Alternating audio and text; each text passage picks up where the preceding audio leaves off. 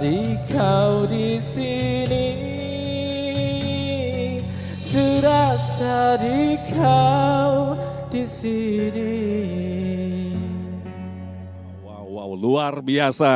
Assalamualaikum brother. Masya Allah. Ini kembaran Kang Sunu nih ya. Iya.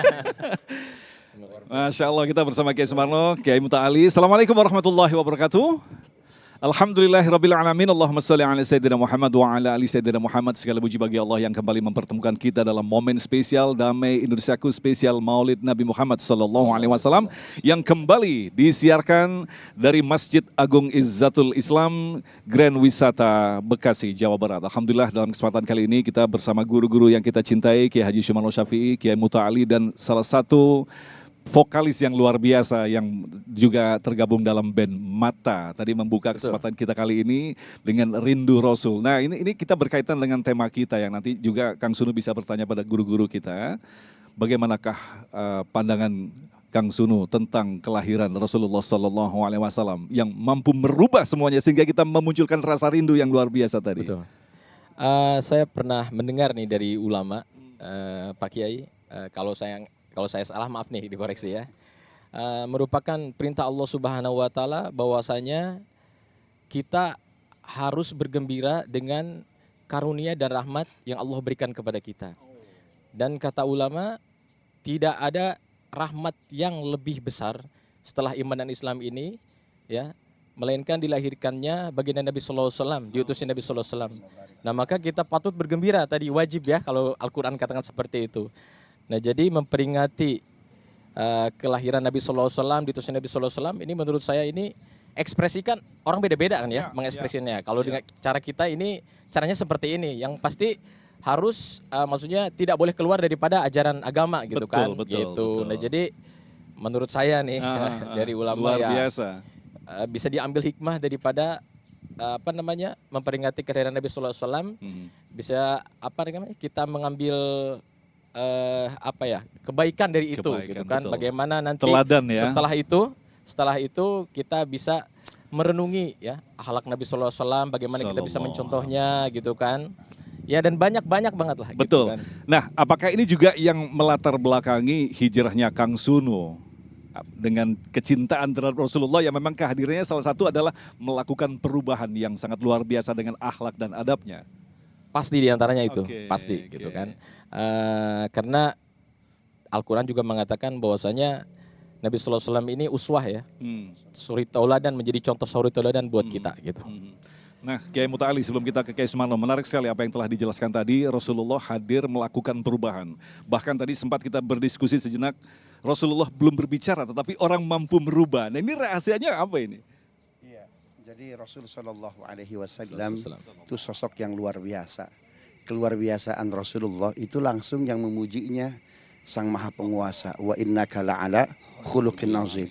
Kalau Allah memuji, semesta ikut. Maka nilai berkahnya, inner beauty-nya, pancarannya itu luar biasa.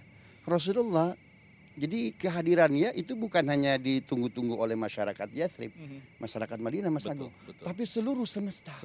Apalagi yang punya masalah.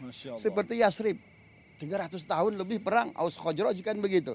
Nabi baru tiba semalam. Nggak pernah bilang begini, Aus duduk di depan saya, Khazraj duduk di depan saya. Berhenti perang, gencatan senjata. Subhanallah.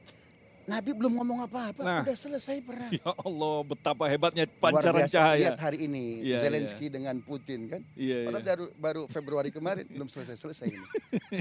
Silakan. Dunia hari ini membutuhkan Rasulullah. Betul, sosok yang sangat jelas adabnya dan akhlaknya, Kiai.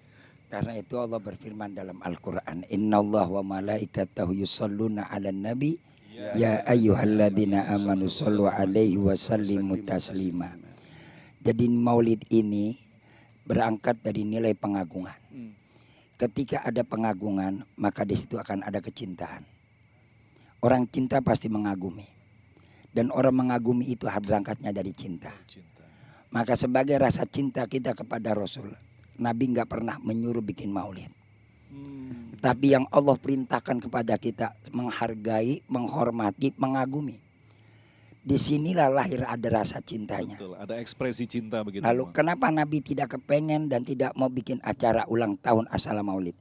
Inilah kelebihannya Rasul yang memiliki sifat ketawaduan. Tapi kita sadar sebagai umatnya, karena yang memerintahkan pengaguman dan menghargai, menghormati itu adalah Allah, bukannya Nabi. Iya. Kenapa demikian? Satu manusia yang Allah utus ke muka bumi ini dengan memiliki ajaran yang universal, tapi dia mampu memberikan garansi yang luar biasa. Garansi dunia dan akhirat. Sampai-sampai baginda Rasul Nabi kita Muhammad SAW, kullu ummati yadkhulunal jannah. Ada satu garansi dari baginda Rasul Nabi kita Muhammad SAW.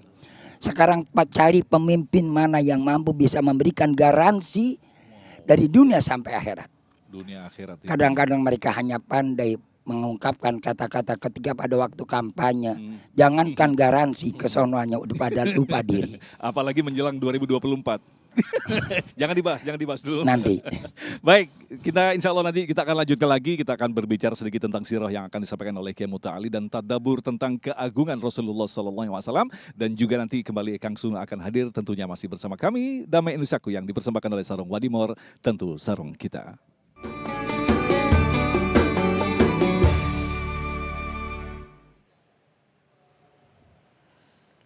Assalamualaikum warahmatullahi wabarakatuh.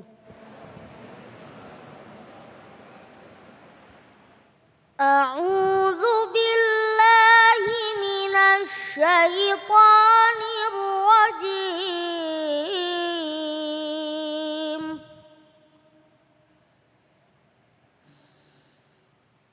Bismillahirrahmanirrahim.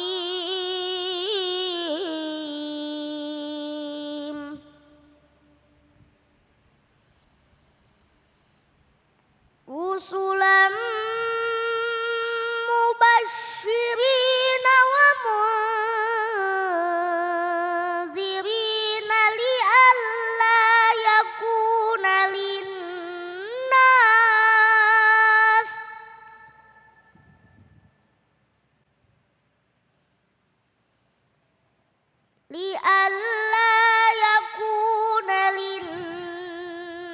linnasi 'ala Allahi hujjatum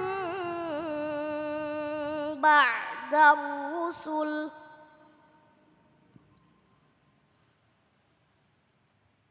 wa kana Allahu 'azizan hakima.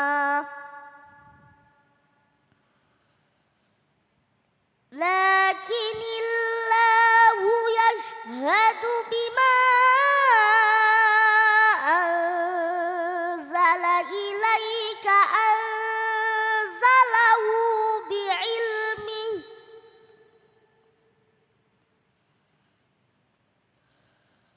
wal malaikatu yashhadun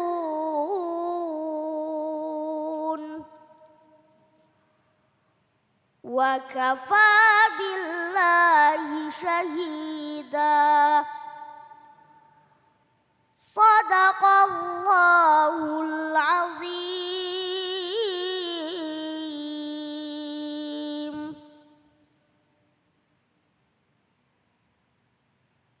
Baik, kita kembali bersama Damai Indonesiaku, tentu saja dalam rangka memperingati Maulid Nabi Muhammad SAW. Ada sebuah ungkapan, kita tidak akan pernah lahir rasa cinta tanpa pernah mengenal sosok yang kita cintai. Tentunya bagaimana mungkin kita mencintai Rasulullah tanpa mengenal siapakah sesungguhnya Rasulullah. Dan ditegaskan Rasulullah adalah sosok manusia pilihan yang memiliki akhlak mulia sebagai role model yang sempurna dunia akhirat. Bagaimanakah memahami ini? Kiai Muta'ali akan menjelaskan. Ya. Assalamualaikum warahmatullahi wabarakatuh. Bismillah. Salatu ala Rasulillah. La hawla wa la quwwata illa billah. Rabbi shrah li sadri wa yassir li amri wahlul 'uqdatam min lisani yafqahu qawli waj'al li waziran min ahli, amma ba'd. para alim ulama, para guru, para asatidz, para sepuh penispuh, guru kita semua Kiai Haji Sumarno Syafi'i, Mas Agung, dan seluruh jamaah Masjid Izzatul Islam Grand Wisata Bekasi. Betul ya? Ini Bapak Ibu cerah betul ini.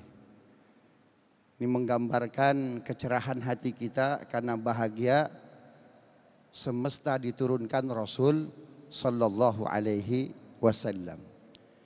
Kehadiran Rasulullah, Ibu Bapak yang dimuliakan Allah serta seluruh pemirsa TV One yang dimuliakan Allah dimanapun Anda berada, ini kehadirannya ditunggu oleh semesta. Bahkan setiap nabi terdahulu menyebutkan dalam suhuf-suhufnya, dalam kitab-kitab sucinya akan kedatangan dan kebanggaan mereka kepada Rasulullah sallallahu alaihi wasallam. Terakhir yang menyatakan bangga akan datangnya Rasulullah Isa alaihi salam. Min ba'dismuhu Ahmad dalam surat Shaf. Bahwa akan datang setelah aku seorang utusan namanya Ahmad. Semesta mengagumi Rasul sallallahu alaihi wasallam. Bahkan sang semesta, sang maha penguasa Allah Subhanahu wa taala itu memberikan predikat yang luar biasa. Wa innaka la'ala khuluqin nazim. Ini terjemahan yang pas, bukan Nabi berakhlak mulia. Akhlak Nabi berada di atas akhlak yang mulia. Saya menulis buku kritik linguistik terhadap terjemahan Al-Quran berbahasa Indonesia. Kalau Nabi berakhlak mulia reguler Pak, template gitu. Tapi akhlak Nabi berada di atas yang mulia. Subhanallah. Kenapa? Karena jin saja itu masuk Islam karena akhlaknya Nabi. Subhanallah. Dikejar-kejar oleh orang Taif, ditolak dakwah di Taif. Nabi dilempari, pelipisnya pecah. Nabi nggak marah. Padahal gunung datang, bumi datang. Mengatakan Muhammad, butuh apa engkau? Kami akan hancurkan bangsa Taif. Jangan. Innahum qaumun la ya'lamun. Nabi hanya mendoakan. Bahkan Nabi SAW bukannya mendoakan, Nabi sholat. Sholatnya Nabi, mendoakannya Nabi kepada orang-orang Taif membuat jin kagum. Subhanallah. Bahkan jin masuk Islam.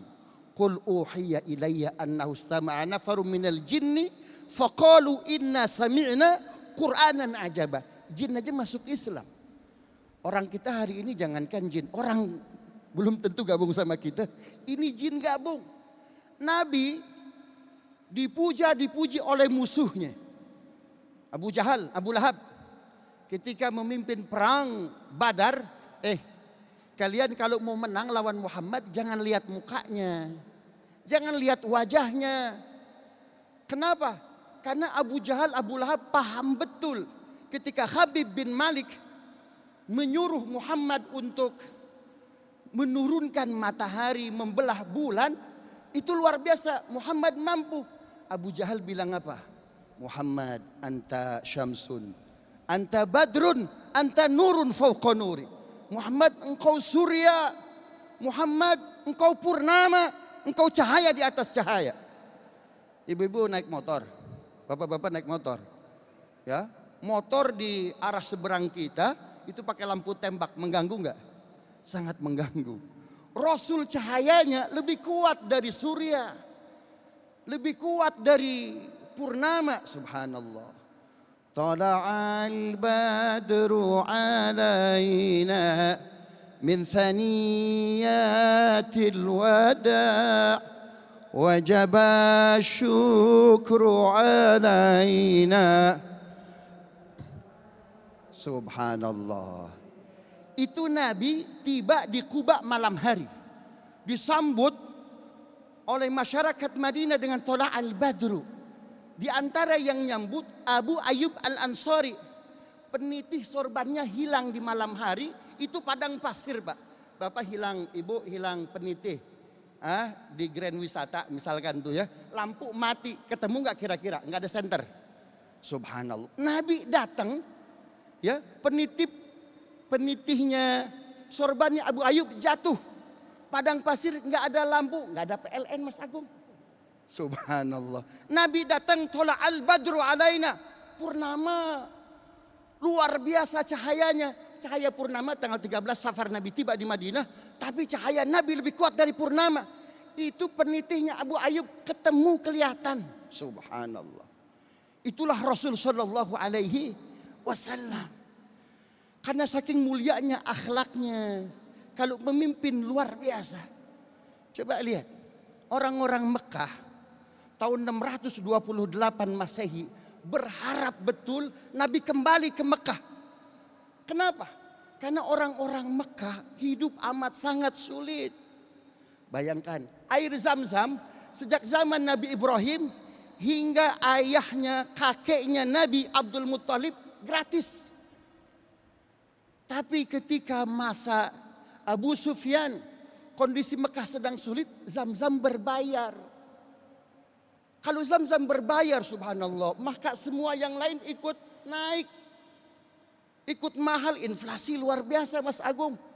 Subhanallah. Karena itu masyarakat Madinah, masyarakat Mekah berharap betul Nabi tiba di kota Mekah. Kenapa? Karena Nabi, jangankan nabinya, itu sahabatnya Utsman bin Affan beli sumurnya sumurnya Yusuf orang Yahudi, dijual. Apakah berbayar? Tidak, digratiskan. Maka kalau Muhammad tiba di kota Mekah berharap, maka semua menjadi mudah, menjadi murah. Karena itu ketika Nabi tiba di kota Mekah bukan hanya menang Fathu Mekah, tapi apa? Idza jaa nasrullahi wal fath wa ra'aitan nasa yadkhuluna fi dinillahi afwaja. Bukan hanya mendapat nasrullah, bukan hanya mendapat penaklukan kota Mekah, kemenangan kota Mekah, tapi apa? Melihat berduyun-duyun orang-orang kufar Mekah masuk Islam. Kenapa? Karena ketika Rasulullah SAW tiba di kota Mekah, kata Nabi, yang mau selamat masuk ke Baitullah, yang mau selamat masuk ke rumahnya Abu Sufyan. Yang ketiga, yang banyak beberapa riwayat menyebutkan Zam-Zam kembali gratis. Sehingga apa? Orang merasa nyaman. Inilah yang disebut oleh banyak para pemikir Nabi itu al-insaniyah qabla tadayyun. Subhanallah. Memberikan bagaimana hak-hak kemanusiaan sebelum beragama itu sendiri.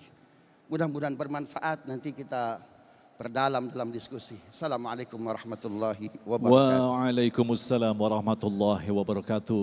Allahumma salli ala Sayyidina Muhammad wa ala ali Sayyidina Muhammad. Luar biasa sekali apa yang telah disampaikan tadi sebagai muqaddimah dalam Damai Nusaku spesial Maulid Nabi.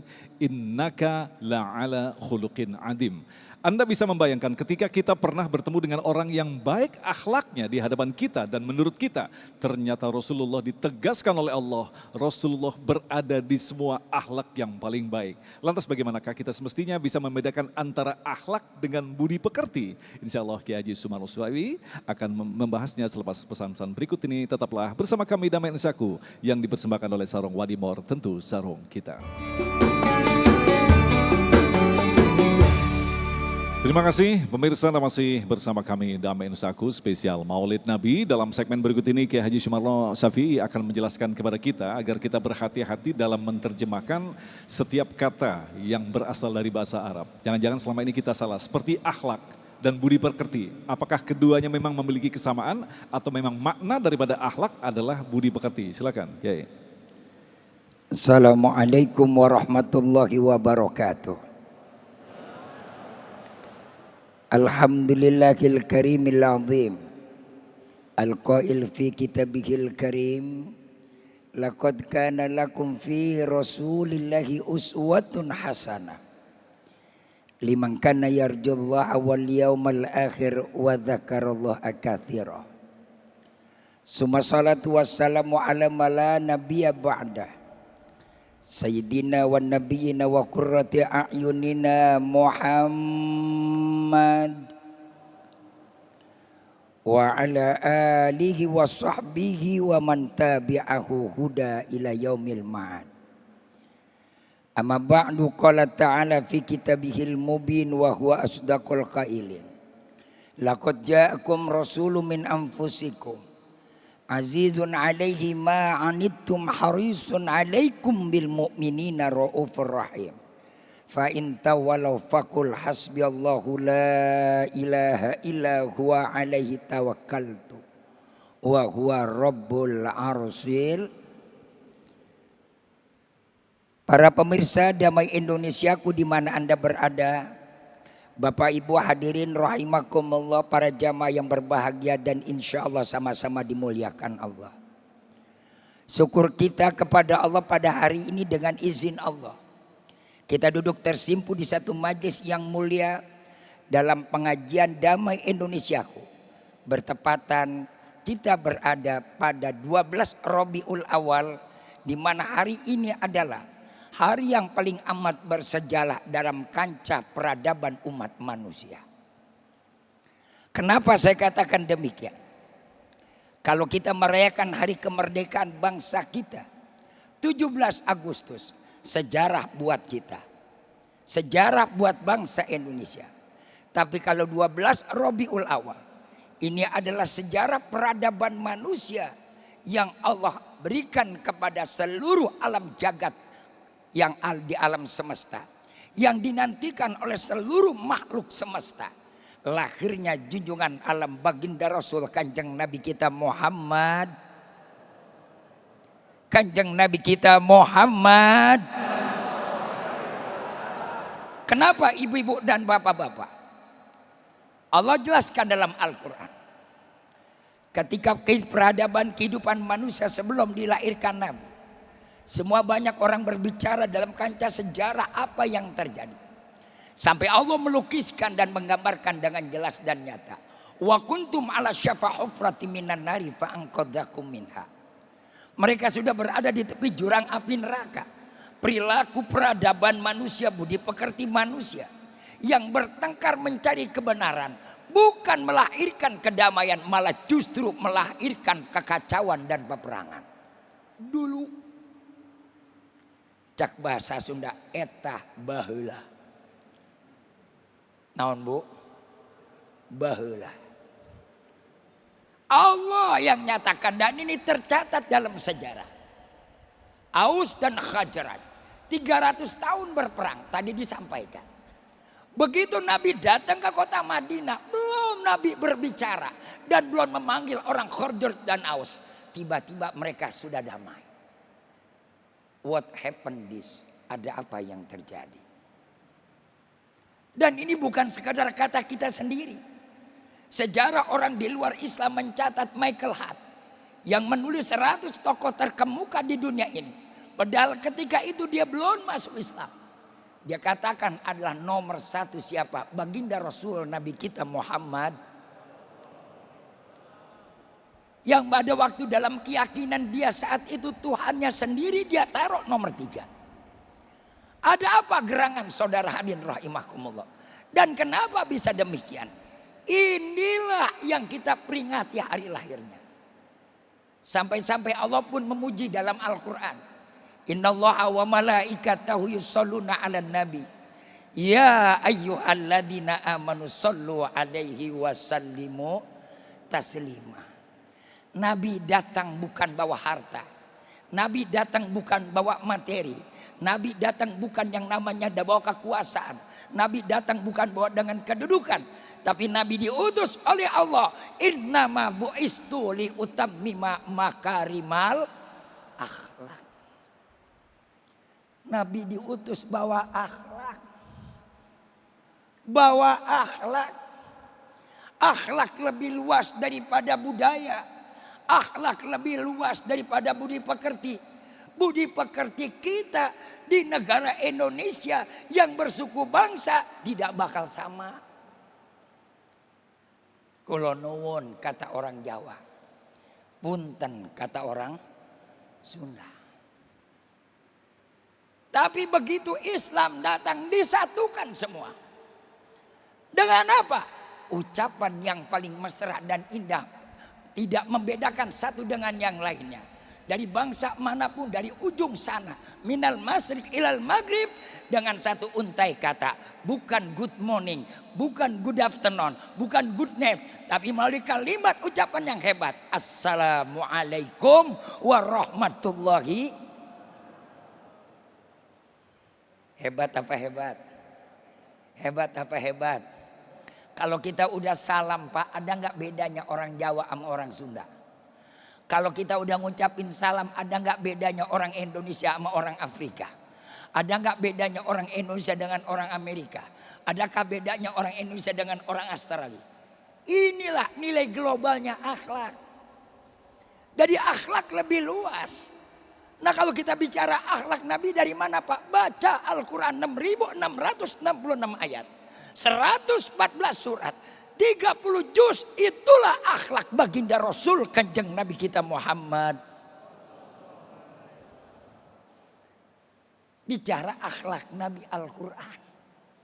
Kalau saya ungkapin semua isi Al-Quran yang 6.666 ayat dengan berbagai penafsiran ahli-ahli tafsir, nggak cukup dengan waktu 8 menit. Minimal ngajinya kudu 6.666 hari. Betul apa betul? Saya singkat. Bagaimana Pak akhlaknya Rasul? Al-Quran sumbernya adalah Fatihah. Maka sumber daripada yang akhlak Nabi, lihat dicerminkan dalam Al-Fatihah. Bagaimana Pak Al-Fatihah? Yang pertama, Bismillahirrahmanirrahim. Manusia dalam hidup di alam dunia ini Nabi mencontohkan. Nabi enggak pernah bersandar kepada apapun. Walaupun dia keturunan dari bangsawan, tapi Nabi enggak pernah yang namanya membanggakan keturunan. Bu. Kita ini kan mentang-mentang keturunan A, pengennya mau A mulu. Betul apa betul? Iya apa iya? Biar bapak ente presiden, belum tentu ente jadi presiden. Benar apa benar? Iya apa iya? Bukan itu, Nabi sendiri yang mencontohkan. Makanya kita tahu diri. Apa tahu dirinya? Yang pertama adalah sandar dulu kepada Allah. Lihat akhlak Nabi bisa mulia. Bangsa jin bisa yang namanya masuk Islam. Kenapa? Karena Nabi punya kekuatan, keyakinan sandarannya. Bukan Nabi dengan sandaran kepada harta. Nabi bukan bersandar kepada materi. Nabi bukan bersandar kepada kekuasaan. Makanya Nabi bersandar kepada Allah. Rasul nggak pernah ada arogansi dalam perilakunya. Insya Allah kita lanjutkan nanti Tanah Jawa. Mas Agung sudah berdiri. Ini kode.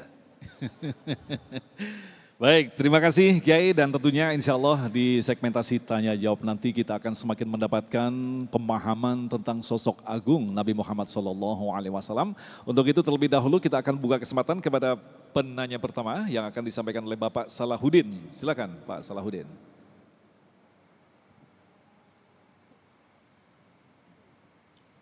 Bismillahirrahmanirrahim. Assalamualaikum warahmatullahi wabarakatuh. Perkenalkanlah, nama saya Haji Muhammad Salahuddin, Jamaah Masjid Irsyatul Islam. Pertanyaan saya adalah, baginda Nabi menghimbau kepada kita untuk bersama-sama membangun masjid. Beliau begitu memberikan akhlak mulianya kepada kita untuk berlomba-lomba mencari kebaikan, terutama di dalam membangun masjid. Namun ada sebagian masyarakat menghimbau masyarakat lainnya atau warga lainnya untuk tidak melakukan perbuatan itu atau mempengaruhi warganya seperti itu. Baik. Ya, apakah sikap-sikap seperti ini adalah bagian daripada akhlak-akhlak yang diajarkan oleh Nabi besar kita Muhammad SAW? Demikian. Pak Salahuddin, terima kasih jawaban yang pertanyaan yang luar biasa sekali. Insya Allah nanti kita akan jawab selepas pesan-pesan berikut ini. Tetaplah bersama kami, Damai Indonesiaku. Baik, terima kasih. Pemirsa masih bersama kami Damai Indusaku dalam rangka memperingati Maulid Nabi Muhammad SAW. Terima kasih kepada para jamaah yang telah memberikan pertanyaan. Insya Allah ini pertanyaan-pertanyaan yang mampu mewakili pertanyaan Anda yang sedang menyaksikan acara ini. Pertanyaan pertama dari Bapak Salahuddin akan dijawab oleh Kiai Haji Sumarno Syafi'i. Kiai, silakan. Berkaitan dengan pembangunan masjid dan alasan untuk melarang dalam sumbangan dan sebagainya. Bismillahirrahmanirrahim. Terima kasih Bapak penanya. Mudah-mudahan akan menjadi jawab bukan buat Bapak saja tapi buat kita semua. Dalam kita memberikan bantuan bangunan kepada siapapun dan di wilayah manapun, Islam tidak pernah memberikan batasan. Islam tidak pernah memberikan batasan. Coba contoh saya kasih gampang. Kita umat Islam, dimanapun asal pun ada masjid, boleh nggak kita sholat? Boleh. Saya orang dari Jakarta Barat, saya orang dari Tangerang, datang ke daerah Bekasi, mampir ke daerah kota wisata, di Grand Wisata, saya sembahyang di sini, boleh nggak? Itu saja contohnya. Islam ini ajarannya global. Wa ma arsalnaka ila rahmatan lil alamin. Kalau ada orang karena cuma gara-gara bukan wilayahnya, bukan daerahnya, lantas dia melarang dan dia tidak mau menyumbang, bahkan dia mengajak orang melarang, ini sudah termasuk dalam rangka ayat Al-Quran, alladzina hum yura'una wa yamna'unal ma'un. Beragama dalam melakukan kebaikan tidak boleh ada ruang, tempat dan waktu. Ingat, di dalam ajaran Islam kita selaku umat beragama, di dalam kita melakukan kebaikan dan kebajikan, tidak ada ruang tempat, tidak ada batas ruang tempat dan waktu. Sampai-sampai saudara-saudara hadirin rahimakumullah, khususnya Bapak penanya, di saat kita mau sakratul maut pun, kalau masih mampu kita bisa bersodakoh, sodakoh yang banyak. Cuman saat itu mungkin gak kira-kira. Kemana Pak saya sodakoh? Kemana saja. Tidak harus di wilayah kita. Tidak harus di daerah kita. Islam bukan ada di Grand Wisata. Tapi Islam ada di seluruh alam jagat semesta. Jadi siapapun kita bantu, kita berikan. Jangankan kita bantu masjid. Bagaimana Pak kalau kita mau bantu yang namanya pembangunan gereja? Boleh nggak? Boleh. Kenapa nggak boleh? Ada kaitan dengan akidah kan di sini, Kiai? Ada kaitan Pak dengan akidah. Kita membantu buat kebaikan tempat ibadah dia. Pernah dilakukan oleh Nabi. Jadi jangan kelihatan umat Islam itu akalnya anti Islam. Yang dira alladzina hum yura'una wa yamna'unal ma'un adalah orang melakukan kebaikan, orang mau berbuat baik dicegah sama kita. Ada orang non muslim mau nyumbang masjid, kita cegah, jangan, dia bukan orang Islam, enggak boleh, terima. Terima enggak? Terima enggak? Terima. Urusan dibalas atau tidak bukan urusan kita, urusan Allah. Pak, burung ibadah enggak? Burung ibadah enggak? Burung sholat enggak Bu? Burung kagak sholat, kenapa ente ngasih makan burung? Gitu aja. Apakah kita harus yang namanya memberi dan membagi kepada orang yang ibadah? Allah memberikan rizki kepada seluruh manusia tanpa melihat dia beriman ataukah dia itu kafir, dia itu ibadah atau dia tidak, dengan sifat rahmannya Allah kasih semua.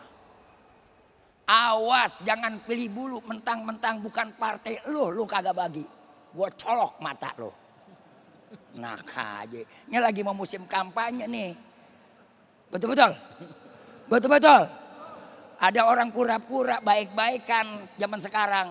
Belum saatnya udah pada bagi-bagi sembako. Tengik lagu lo. Sampai ada ungkapan diterima sembakonya nggak usah dicoblos orangnya begitu. Bagaimana Pak, kita ambil nggak tuh sembakonya? Ambil sembakonya. Ambil jangan Bu. Ambil jangan Pak. Bawa pulang apa kagak? Bawa pulang, ambil, pilih kagak, ntar dulu.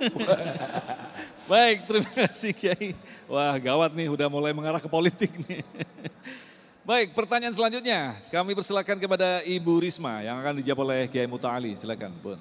Assalamualaikum warahmatullahi wabarakatuh. Saya Bu Risma dari Jemaah Majelis Taklim Umul Khotimah dan Wisata. Saya mau bertanya, apakah akhlak atau karakter Nabi Muhammad SAW yang paling fenomenal ketika berdakwah di Mekah yang dapat kita teladani? Assalamualaikum warahmatullahi wabarakatuh. Assalamualaikum warahmatullahi wabarakatuh. Sangat jelas sekali, silakan. Oke. Baik, terima kasih, pertanyaannya bagus sekali Ibu ya. Akhlak Nabi yang paling fenomenal. Nabi sendiri itu Nabi yang paling fenomenal. Kenapa? Karena beda dengan Nabi sebelumnya, lokal. Tapi kalau Nabi bukan hanya mengglobal, tapi semesta dia. Itu sudah dibaca oleh Kiai tadi, wa ma arsalnaka illa rahmatan lil alamin.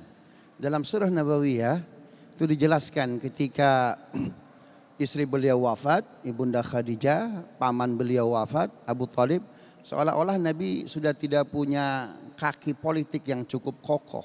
Tapi kan sandaran Nabi bukan kepada manusia, kepada Allah Subhanahu wa taala. Nabi lantas hijrah ke Taif. Kenapa pilihannya Taif? Karena Taif itu kabilahnya Bani Naufal. Naufal itu adalah adik kakeknya Rasulullah. Naufal bin Hashim. Muhammad bin Abdullah, Abdullah bin Abdul Muttalib bin Hashim, Naufal bin Hashim. Jadi masih ada ikatan keluarga. Hijrahlah Nabi kemana? Ke Taif. Itu dari Mekah ke Taif ada 786 rumah Mas Agung. Tidak ada satu rumah kecuali Nabi ketuk. Apa yang Nabi lakukan? Nabi berdakwah. Dakwah itu sebuah perspektif ya kosmopolitan, bukan hanya kita pengen jadi orang baik, tapi ingin menjadikan orang baik lebih baik atau belum baik menjadi baik. Dakwah itu nggak selfish. Ya, nggak cukup soleh tapi menjadikan orang lain soleh. Nggak cukup kita nyaman tapi menjadikan orang lain nyaman. Nggak cukup kita selamat tapi menjadikan orang lain bisa selamat. Itu dakwah. Karena itu walaupun Nabi sulit ya mesti hijrah ke Taif, itu semua rumah 786 rumah diketuk oleh Nabi. Kenapa? Kewajiban dakwah Mas Agung. Nabi ingin mengatakan aslim taslam, Islamlah maka engkau akan selamat. Ternyata 786 rumah tidak ada yang membukakan rumah. Tidak ada yang membukakan pintunya. Kenapa? Sudah di brainwash masyarakat Taif. Oleh siapa? Oleh mereka yang tidak senang kepada Rasulullah Sallallahu Alaihi Wasallam. Nabi kita difitnah. Innahu la majnun. Muhammad itu gila. Innahu la sahirum mubin. Muhammad itu tukang sihir. Jangan bukakan pintu rumah kalian. Innahu la qaulu syair. Qur'annya ciptaan dia karena dia seorang penyair. Ya, dekat-dekat dengan yang kehidupan kita. Subhanallah. Itulah sejarah. Kenapa Bung Karno menyuruh kita untuk apa? Baca sejarah jas merah. Subhanallah. Ternyata tiba di Taif ditolak. Pulang harusnya Nabi lewat jalan tol langsung aja ke Mekah. Tapi enggak, itu rumah yang terakhir diketuk lagi oleh Nabi. Kenapa? Kesabaran yang luar biasa.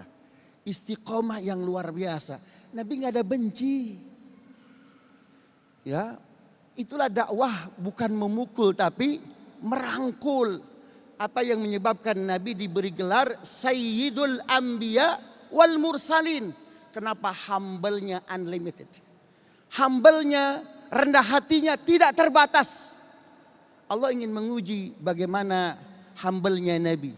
Ketika mau Mi'raj, Nabi SAW dipanggil para Rasul Ulul Azmi. Karena kan kata Quran, fasbir kama sabara ulul azmi minar rasul. Kalau sabar, tengok ulul azmi. Nabi dites itu tuh dengan tokoh-tokoh nabi-nabi yang lain yang 4 itu. Nuh, Ibrahim, Musa, Isa. Dipanggil, Nuh, ya Nuh, Anda siapa? Ana safinatullah. Saya nabi yang disuruh bikin perahu. Kan begitu. Agar menyelamatkan hamba Allah yang baik, yang soleh.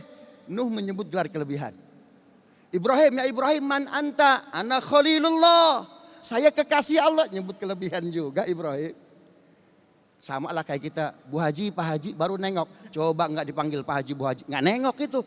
Subhanallah. Ya Musa, man anta, Anda siapa? Ana kalimullah. Saya Nabi yang dapat berdialog. Musa nyebut kelebihan. Ya Isa, man anta? Ana ruhullah. Saya Nabi yang ditiupkan roh ke dalam rahim ibu saya, lahirlah saya. Semua Nabi menyebut gelar kelebihan ulul azmi padahal. Tapi apa jawab Nabi kita? Ya Muhammad, man anta? Muhammad, Anda siapa? Ana yatim. Subhanallah. Ana yatim. Saya anak yatim. Ini yang paling fenomenal. Ana yatim, humble-nya luar biasa. Itu sebabnya man wadu'a rafa'ahullah. Orang yang tawadhu, rendah hati, ditinggikan derajatnya. Turun ayat. Allahu yastafi minal malaikati rusulan wa minan nas. Malaikat ada rajanya siapa? Jibril. Manusia ada rajanya siapa? Muhammad sallallahu alaihi wasallam. Karena kerendahan hati itu yang membuat Allah Subhanahu wa taala kagum. Demikian Mas Agung. Masya Allah, speechless sepertinya ketika mendengarkan jawaban Rasulullah, ana yatim. Sementara nabi-nabi yang lain benar-benar mengatakan keberadaan dirinya. Ya Allah, ya Rabb, Allahumma sholli ala Sayyidina Muhammad wa ala ali Sayyidina Muhammad. Baik, selanjutnya kita persilakan kepada penanya selanjutnya, Bapak Faif Yusuf. Silakan. Bismillahirrahmanirrahim. Assalamualaikum warahmatullahi wabarakatuh. Perkenalkan, saya Faif Yusuf, pengurus DKM Masjid Izzatul Islam Grand Wisata. Dalam sebuah kesempatan dialog antara Rasulullah SAW dengan seorang badui, akhirnya Rasulullah bersabda, almar'u ma'aman ahabba. Seseorang itu akan bersama dengan orang yang dia cintai. Dan para sahabat sangat bahagia mendengar kata Rasulullah SAW ini. Pertanyaan saya, tentu kita ingin menjadi bagian dari umat yang bersama Rasulullah SAW di akhirat nanti. Bagaimana cara kita agar bisa merawat kecintaan kita, mahabbah kita kepada Rasulullah SAW? Amalan apa saja yang bisa kita lakukan agar kecintaan kita kepada Rasulullah SAW ini bisa terjaga sampai akhir hayat nanti? Terima kasih. Assalamualaikum warahmatullahi wabarakatuh. Waalaikumsalam warahmatullahi wabarakatuh. Pertanyaan yang luar biasa yang tentunya insya Allah kita akan jawab selepas pesan-pesan berikut ini. Tetaplah bersama kami, Damai Indonesiaku. Baik, terima kasih pemirsa. Anda masih bersama kami, Damai Indonesiaku. Kita akan lanjutkan lagi untuk menjawab pertanyaan selanjutnya yang dijawab oleh Kiai Haji Usman Syafi'i dari Bapak Faif. Bagaimanakah kita mampu menjaga rasa cinta kita kepada Rasulullah? Kita tahu kan kehidupan ini kan fluktuatif, Kiai. Iman ini kan naik turun, lantas bagaimana kita bisa menjaga rasa cinta kita kepada Rasulullah? Baik, pertanyaan yang baik dalam rangka menjaga cinta. Sebagaimana tadi disabdakan, waman ahabba syai', orang yang cinta kepada sesuatu nanti dia akan bersamanya. Lalu bagaimana kalau kita cinta dengan Rasul, bagaimana cara upaya apa kita supaya dengan bersama dengan Nabi? Yang pertama kita ambil dari ayat Al-Quran, fazkuruni azkurukum. Fashkuruli wala takfurun. Orang yang banyak mengingat Allah, Allah akan ingat kepada kita. Orang yang banyak berselawat kepada Nabi, langsung diingatkan oleh Allah.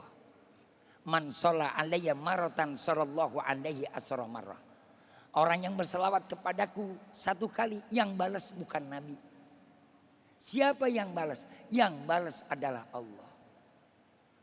Jadi kalau kita berselawat kepada Nabi, Nabi nggak balas, yang balas siapa? Allah. Karena yang nyuruh berselawat siapa? Allah. Jadi kalau kita ingin bersama Nabi, saudara-saudara, yang pertama adalah kita jadi umat yang tahu diri. Nggak bisa kita bayar, nggak bisa kita berikan apapun kepada baginda Rasul untuk membalas jasa cinta dia kepada kita. Tadi saya sampaikan di mukadimah di depan kita ngobrol. Nabi memberikan garansi yang luar biasa. Nggak ada pemimpin di alam dunia ini memberikan garansi sampai mau diselamatkan daripada masuk neraka. Apa kata baginda Rasul Kanjeng Nabi kita Muhammad sallallahu alaihi wasallam? Kullu ummati yadkhulunal jannah ila man aba. Qila wa man aba ya Rasulullah? Wa man ata'ani dakhalan nar. Waman atau ani dakhalal jannah, waman asoni dakhalan nar. Setiap umatku nanti kata Nabi bakal masuk surga. Siapapun umat Nabi, siapapun orangnya, apapun perilakunya, walaupun dia tukang pendosa, selagi dia sampai akhir hayatnya mempertahankan la ilaha illallah Muhammadur Rasulullah, walaupun dia harus mampir di neraka, tapi nggak bakal tinggal abadi di neraka. Ingat, kita pasti masuk neraka, tapi nggak bakal tinggal di neraka. Kecuali Allah berikan ampunan kepada kita. Amin. Insya Allah. Kenapa? Kalau orang yang menolak Rasul, tidak mau beriman kepada Allah, tidak mau beriman kepada Nabi, Allah jelaskan dalam surat Al-Bayyinah. Innal ladzina kafaru min ahlil kitab wal musyrikina fi nari jahannam khalidina fiha. Orang-orang ahlul kitab. Siapa orang ahlul kitab? Mereka yang pegang kitab Yahudi, mereka yang pegang kitab Taurat, mereka yang tahu Injil yang asli. Sebab di dalam kitab Taurat, Injil, sebelum Nabi lahir sudah Allah jelaskan dalam kitab Taurat dan dalam kitab Injil. Masaluhum fit Taurati wa masaluhum fil Injil. Makanya kalau betul-betul mereka sebagai umat Nabi Musa, umat Nabi Isa, dia harus beriman kepada baginda Rasul Nabi kita Muhammad. Maaf, saya bicara begini karena saya cinta kepada baginda Rasul. Ini kebenaran yang kita sampaikan. Al-Quran menyampaikan sejujurnya. Itu bukan kata Nabi, itu kata Allah. Tapi kalau kita baca, di mana itu Bible, di mana itu perjanjian lama, ada dijelaskan. Bakal datang Nabi yang namanya akhir zaman, tandanya begini-begini. Enggak perlu saya jelaskan. Saudara banyak lihat sekarang, banyak media yang menyampaikan. Makanya nggak habis akal orang sekarang. Jadi kalau kita pengen disenangi Nabi bersama Rasul, ibu-ibu, bapak-bapak, gampang. Rajin baca salawat. Ingat, dunia cuma sementara. Paling berat nanti pada waktu kita di padang mahsyar. Di alam barzah, di saat itu kita masih punya amaliyah. Ada di dunia kita jadi amal kita, jadi akan nolong kita di alam barzah. Tapi ketika nanti pada waktu di padang mahsyar, Masya Allah. Yauma la tajzi nafsun an nafsin say'a wal amru yauma idin lillah. Merinding saya baca ini ayat. Hari itu yauma la tajzi nafsun an nafsin say'a. Enggak ada lagi bisa yang memberikan bantuan, pertolongan satu dengan yang lainnya, semuanya dikembalikan kepada Allah. Tapi baginda Rasul kanjeng Nabi kita Muhammad Sallallahu Alaihi Wasallam, dia sujud nangis kepada Allah, minta umatnya diberikan syafaat. Mudah-mudahan kita dapat syafaat baginda Rasul Nabi kita Muhammad Sallallahu Alaihi Wasallam. Allahumma salli wa sallim wa barik alaihi. Allahumma salli wa sallim wa barik alaihi. Allahumma salli wa sallim wa barik alaihi. Luar biasa. Selanjutnya kami persilakan kepada Ibu Mia yang akan dijawab oleh Kiai Muta'ali. Silakan, Bunda. Bismillahirrahmanirrahim. Assalamualaikum warahmatullahi wabarakatuh. Bagaimana meneladani akhlak Nabi Muhammad Sallallahu Alaihi Wasallam kepada anak muda zaman sekarang? Kalau kita lihat sering melakukan kekerasan dan menunjukkan aurat di medsos. Terima kasih. Wassalamualaikum warahmatullahi wabarakatuh. Waalaikumsalam warahmatullahi wabarakatuh. Silakan Kiai Muta'ali. Baik.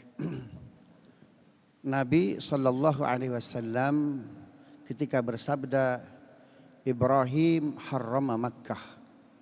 Nabi Ibrahim yang menjadikan kota Mekah tanah suci. Wa ana harramtul Madinah. Dan aku yang menjadikan kota Mekah tanah suci. Kapan kota Madinah disebut kota suci oleh Nabi? Ketika bebas dari miras. Kapan puncaknya? Ketika Nabi SAW bisa memukul mundur orang-orang Yahudi.